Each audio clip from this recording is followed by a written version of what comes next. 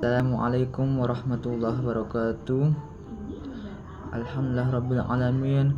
Wassalatu wassalamu ala asyrafil anbiya wal mursalin sayyidina Muhammadin wa ala alihi washabihi ajmain. Amma ba'd. Yang saya hormati kepada Bapak dosen Bapak Fikri Farihin MPDI, dan yang saya hormati kepada teman-teman yang berbahagia. Baik, di sini saya akan sedikit menjelaskan tentang sumber-sumber ilmu kalam. Jadi di sini saya mendapatkan tugas dari pembahasan tersebut untuk menjelaskan tentang sumber-sumber ilmu kalam. Langsung saja kita ke pembahasan tersebut. Di sini ada pengertian Al-Qur'an sebagai sumber utama. Pengertian Al-Quran sebagai sumber utama secara etimologis terdapat berbagai di kalangan ulama tentang asal-usul kata Al-Quran, yang berarti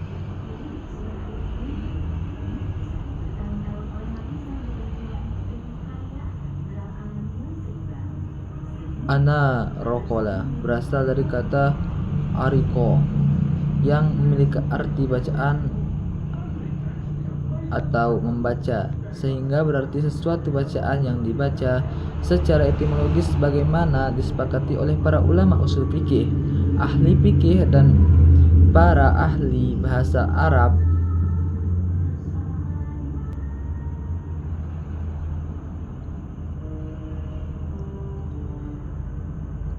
Al-Quran adalah kalam Allah yang mengandung mukjizat diturunkan kepada Nabi Muhammad SAW dalam bahasa Arab, dan uniknya lagi kepada generasi selanjutnya secara mutawatir dan terdapat dalam mushaf.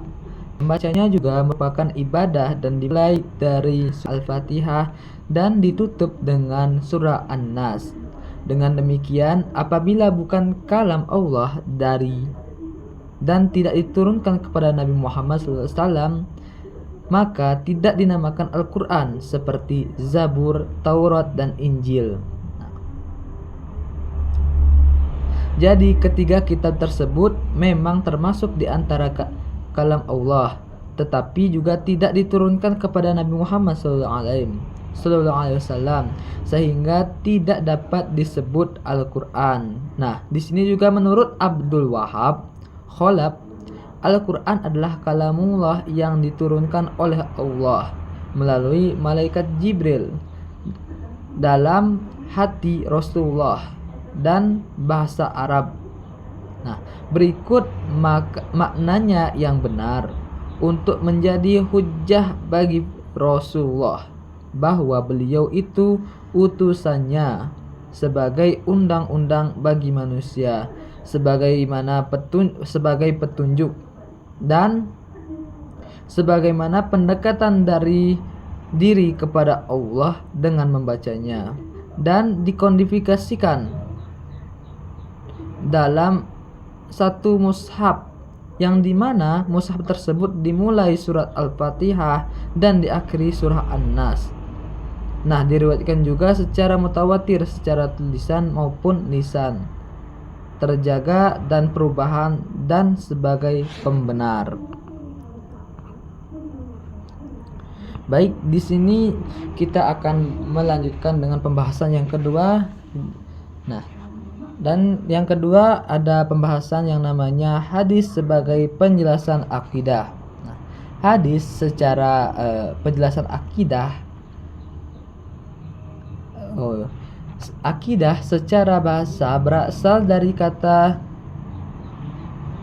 daqa'a yang berarti ikatan, atau bisa dijabarkan dengan ma'ukida alaihi al-qalb wal dhamir, yakni sesuatu yang ditetapkan atau yang diyakini oleh hati dan perasaan atau hati nurani.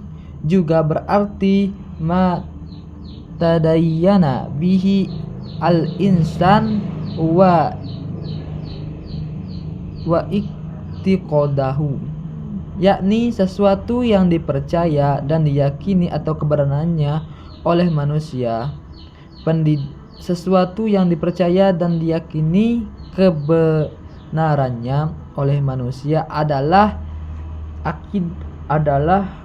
sebuah pendekatan yang religi, atau artinya suatu ajaran religi dari agama tertentu, dan dijadikan sumber inspirasi untuk menyusun teori atau konsep-konsep pendidikan yang dapat dijadikan landasan untuk melaksanakan pendidikan ajaran religi.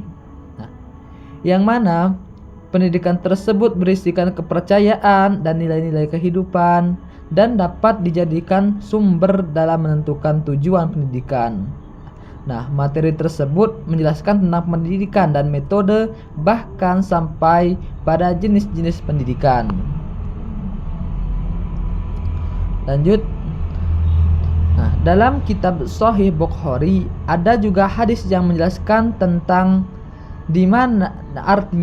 tentang telah menceritakan kepada kami Muhammad bin Al-Mutsana berkata,